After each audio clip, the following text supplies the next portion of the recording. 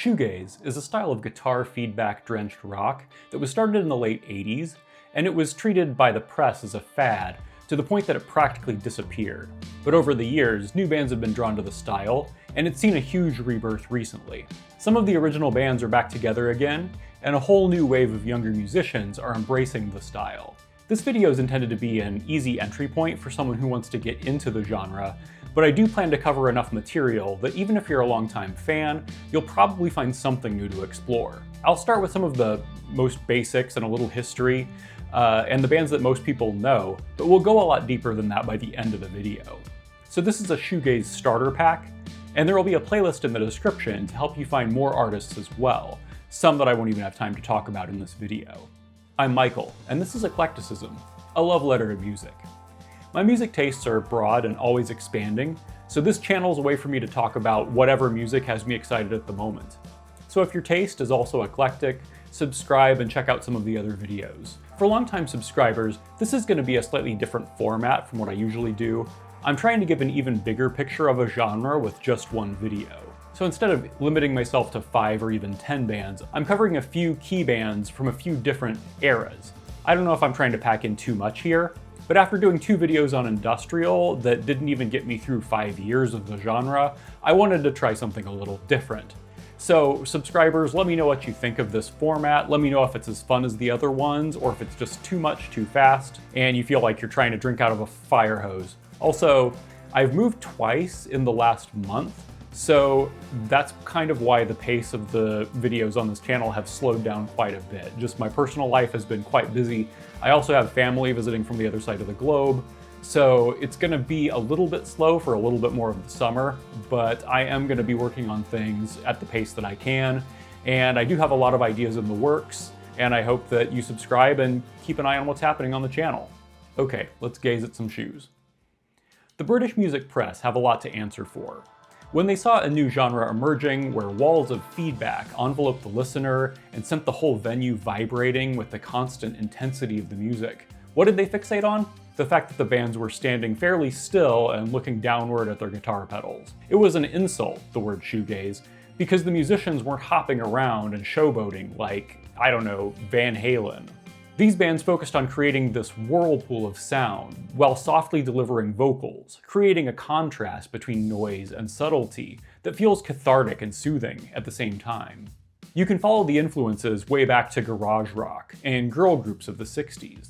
But since I want to cover a lot of the actual genre, I'm going to just start with a few key direct influences. Cocteau twins combined the ethereal and beautiful vocals of Elizabeth Fraser with the guitar tones of Robin Guthrie. They were pioneers of a subgenre called dream pop, but the connections between these two sounds are so strong that one of the most popular hobbies of shoegaze or dream pop fans is arguing over which bands are which. Both genres focus on creating an intensely evocative mood through guitar reverb, echo, and melancholy vocals. The Jesus and Mary Chain's debut album, Psycho Candy, blended some of the same elements. They wrote hooky, poppy indie rock songs, but filled them with a huge amount of feedback and some very understated vocals that have always reminded me a little bit of Lou Reed. And then a third influence, A.R. Kane, is a little less obvious, partially because their sound was so experimental and varied that they influenced a huge range of different genres, from post-rock to trip-hop to shoegaze to dub. Their debut album, 69, was a big influence on the next band we're going to talk about, the first actual shoegaze band.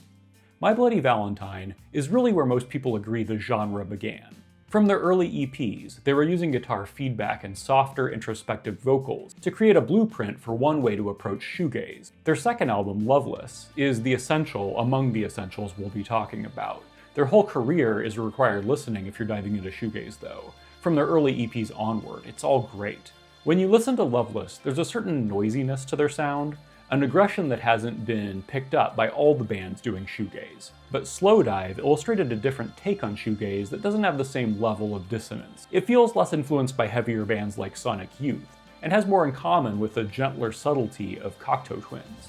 So the 3 bands I'm calling the Trinity here were all early and highly influential on what came later. Just like My Bloody Valentine, you should really give all of Slowdive's releases a listen if you're getting into this genre. They're very essential. If nothing else, it'll help in comparing MBV and Slowdive to figure out what kind of shoegaze appeals to you the most. Do you like it noisy and dissonant, or do you prefer it more elegant and more dreamy? Souvlaki is most often accepted as Slowdive's essential shoegaze album, and I'd agree with that, although I've always loved the weirdness of Pygmalion more. But Pygmalion isn't really shoegaze, it's a bit too experimental and avant-garde for that, so for the sake of a shoegaze primer, it's probably not the best starting place. Go with Souvlaki. These first two bands show some common traits. There are both male and female vocals. There's an energy that, depending on your perspective, is more gender androgynous than what most of rock music was providing at this time, during the late 80s, when bands like Guns N' Roses and Metallica were the biggest rock bands in the world. Then we have Ride, whose early EPs and debut album, Nowhere, were essential for defining shoegaze as well. Here you only have male vocals, but you have the other traits we've discussed. Ride falls somewhere between MBV and Slowdive when it comes to their explorations of dissonance, and their vocals are a bit more front and center in the mix compared to those other two bands. Ride's second album, Going Blank Again, is also really good. It shows the band mixing some shoegaze with more of a Britpop sound that was gaining prominence at that time. Ride always dismissed being called a shoegaze band. They thought it was a stupid label made up by the music press, which, I mean, it is. I've mentioned that the British music press have a lot to answer for, so let's circle back to that. At the beginning, the press was excited by this new sound, but as soon as grunge started taking over in America, they were just not interested. And they started treating shoegaze as some disgusting fad from the past. They painted the shoegaze bands as pretentious and artsy and feminine, unlike the earthy, sweaty grunge bands, or the cool and working class Britpop. As an example, Slowdive's first EP got very positive reviews and was seen as innovative, but by the time their first album came out, so not much later, they were already considered uncool and out of date by the press. When Britpop came along, some of the bands who had started off in shoegaze tried to jump on this new train. Slowdive refused, and they created Pygmalion, an album that wasn't shoegaze, but also didn't fit into Britpop or grunge or anything that was popular at the time. And they were dropped by their label. Alan McGee from Creation Records, who had signed My Bloody Valentine, repeatedly referred to My Bloody Valentine as his joke band. He still has nothing nice to say about them to this day. Ride tried to shift their sound in a direction that could survive in that current climate, but their lack of agreement on which way to take their sound led to some bad blood, and the band split before their fourth album, Tarantula, could be released. After Loveless, My Bloody Valentine was silent for 22 years. Kevin Shields quietly spent most of the 90s working on the third MBV album, but then the process was derailed when he ran out of money. But after a lengthy break, he returned to the same recordings and finished their third album independently in 2013. It was a beautiful follow-up to Loveless, and given how long had passed, it was really surprising to me just how much it felt like the logical next step from right where they left off. It follows many of the same musical explorations as before, and it showed no signs of the band's unique sound having grown stale or feeling out of date. It felt just as powerful and vital as they had back in the 90s. So, those three are often considered the most important when getting into shoegaze, the trinity of the genre. That also covers a bit of a history of the genre. But now we're going to basically work our way down the shoegaze iceberg. The next set of bands were early and influential, just not as well known as those three. You have Lush, who are a personal favorite of mine. They have the noise, the tremolo, the harmonizing ethereal vocals. Compared to some of their contemporaries, I think they have really strong choruses and vocals. If you're going to listen to one of their albums, I'd actually go with the comp, Gala, which combines some of their earlier material and came out before they had made their first album. But I do recommend continuing if you enjoy them. Spooky's really good, and my favorite is actually Split, their second album. Their early music is noisy yet blissful and shimmering. But Split sees them bringing in more darkness, and to me it feels like a bit more emotional nuance, but that also could be just because I like my music sad and down. I'm not sure. Then we have Chapterhouse. Have I mentioned that all of these bands so far have been from the UK? Well, there's no change to that here. Chapterhouse released 2 albums, and the first of these was Whirlpool in '91. This is for many a high point in shoegaze, a bit closer to Ride than the others, largely because at its core it feels structured like rock music, despite the soft vocals and the wall of sound the band's creating. I don't think it's just me who thinks this either. Simon Rowe from the band said that Whirlpool was an attempt to sound like the Stooges live. I'd say they failed at this, But they did something a lot more interesting than that by making what feels like one of the most accessible of the early shoegaze albums. This could have been understood by a lot of fans of alternative music at the time. It was speaking a similar language. Or maybe I'm wrong, because they didn't have much chart success outside of the UK. By the next album, they'd shifted away from the sound of shoegaze, so for your shoegaze studies, this is really the album you want to focus on, Whirlpool. And as a reminder, since I'll be rattling through so many bands, talking about so many albums, you can either check out the ones you find most interesting, or you can check out the playlist in the video's description to get a little sense of all of them. For the band that feels like the closest bridge between shoegaze and a more aggressive rock sound, check out Catherine Wheel. Even more than Ride and Chapterhouse, these guys feel like they're moving toward the border of shoegaze. I sense a bit of Stone Roses in their sound, but with more droning guitars and the musical elements that you would come to expect from shoegaze. The vocals of Rob Dickinson, who is cousin of Bruce Dickinson, by the way, feel less androgynous than most of what gets considered shoegaze. So again, this would be a good album if you like a lot of early 90s alternative rock, but aren't totally sold on shoegaze yet, or are just getting into it. And if you do like this first album, definitely also check out the second album, Chrome, which is as good. I'm always going back and forth between which of these two I like the most, and it could be one or the other, depending on the day. So let's talk about one more of the louder shoegaze bands from this era, Curve. Curve was a duo from London who were making something that sounds like shoegaze mixed with garbage. That sounds like an insult. But I mean the band with Shirley Manson and Butch Vig. There are all the swirling guitar tones you could dream of, but there are also some solid techno beats. And the vocals of Tony Halliday have more in common with bands like Garbage or Veruca Salt than they do with Slowdive or Lush. Sometimes the line between dream pop and shoegaze gets pretty fine, but Curve are one example of a band with shoegaze elements that don't feel like dream pop at all. This is shoegaze that will make you wish the shoes you were gazing at were your dancing shoes, so you can dance. Next, Pale Saints, who kicked things off in the early 90s with the album The Comforts of Madness. And then, in my opinion, they topped this with their second album, In Ribbons.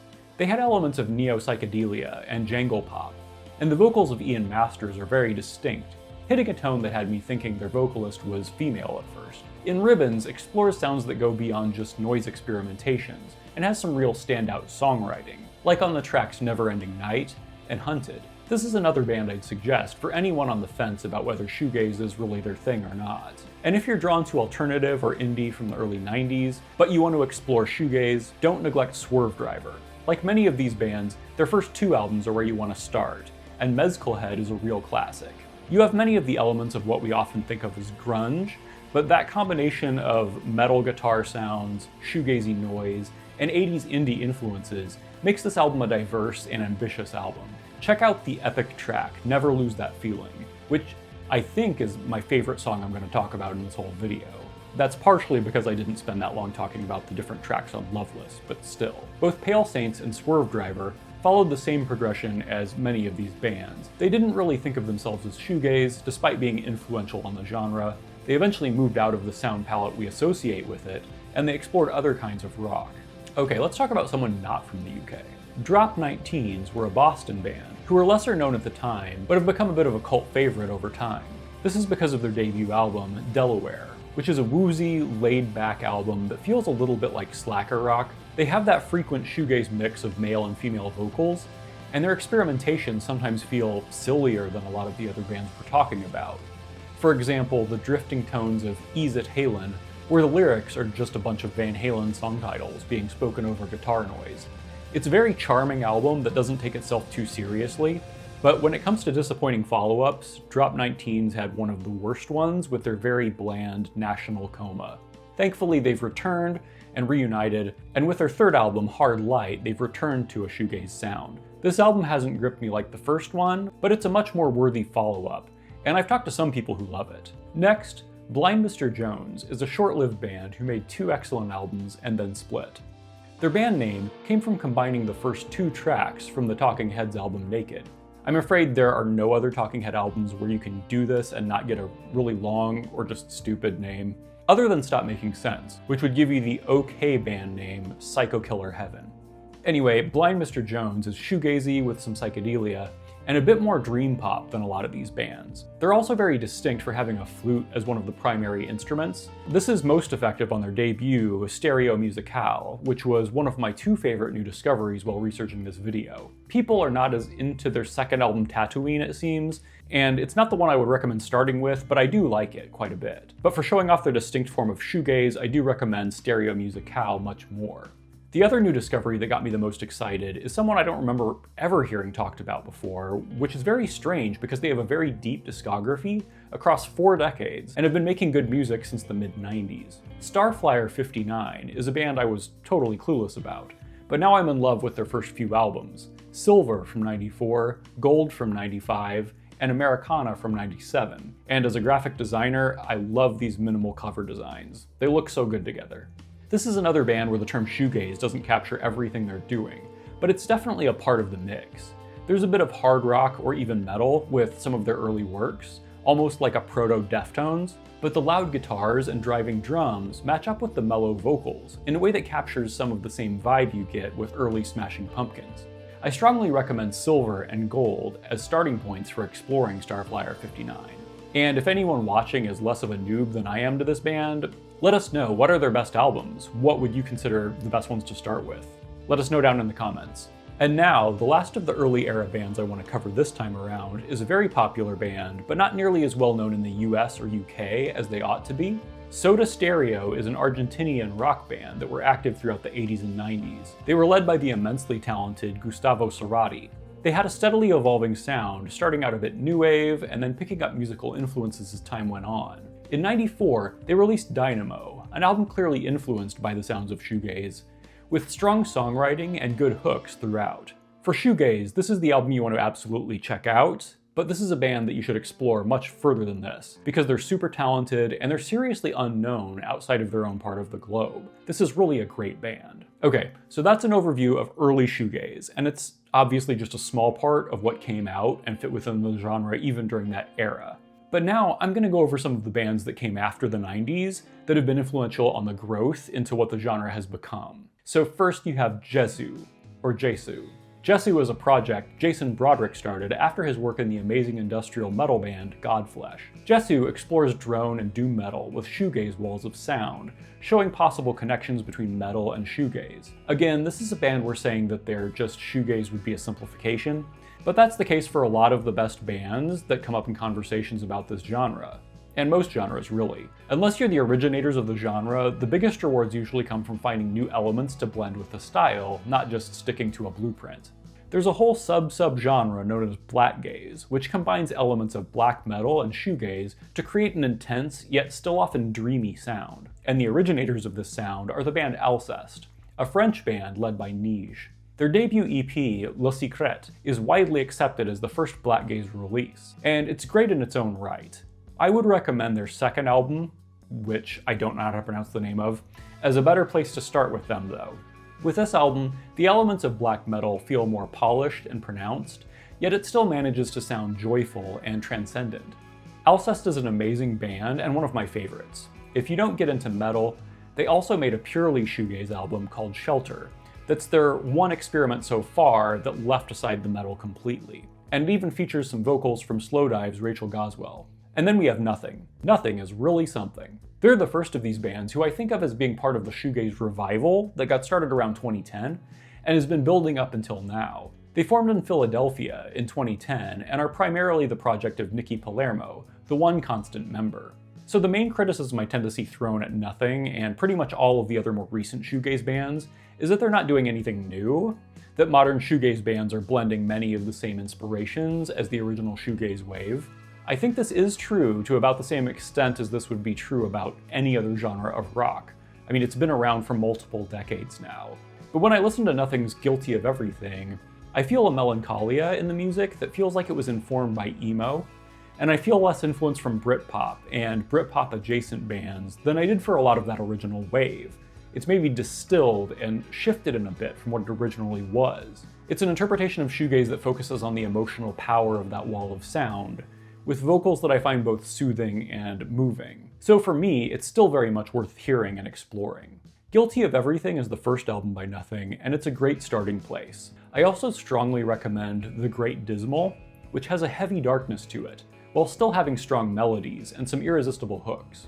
Earlier in their career, Nothing toured and even shared a band member with the band Whirr. Whirr have been called Shoegaze's most controversial band, and if that's not a niche title to hold, I don't know what is. They, alongside Nothing, are considered part of the heavy newgaze scene, the noisier side of the modern movement. And honestly, the side of the modern movement best covered in this video, because the noisy stuff tends to be what I like the best. Whirr have breathy vocals that aren't far from MBV's Kevin Shields, and musically there are many similarities with MBV. They don't feel as experimental as many of these bands, but the textures they create in some of their songs are quite beautiful, even if I sometimes feel like they're operating in a kind of narrow window of sounds. Okay, please bear with me as I digress a little bit.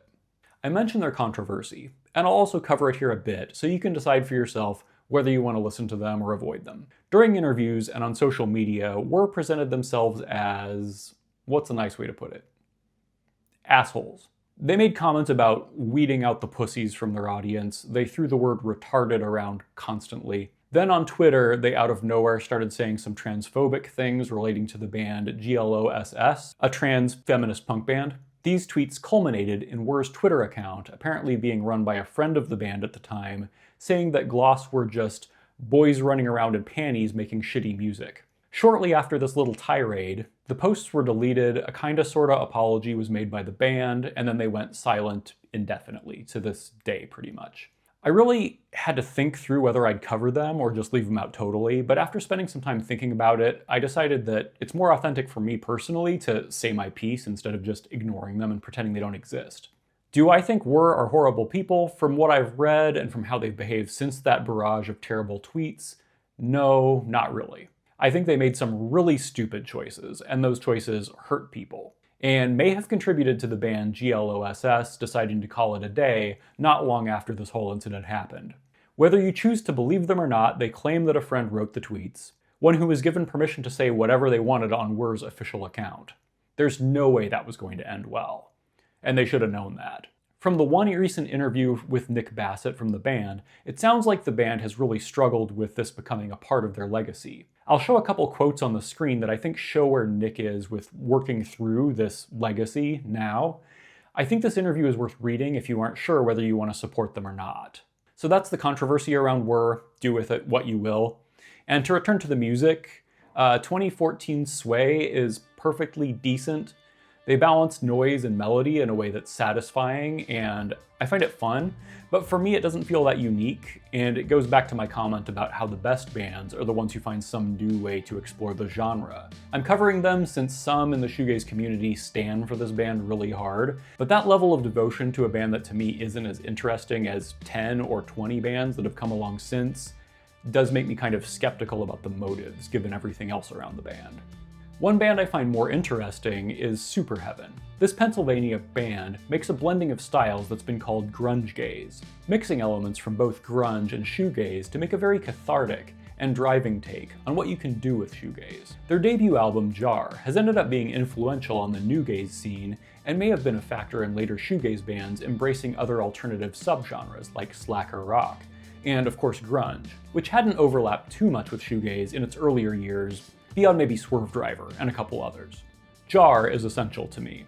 Their second album, Ours is Chrome, is also good, but after a wait of a decade, Superheaven have finally dropped their third album, a self-titled one, this year. My first reaction is that I'm really hyped they're putting out new music, and it sounds great on the first few listens. This might end up being my favorite of their albums, I'm not sure. I'll just need more time to figure it out.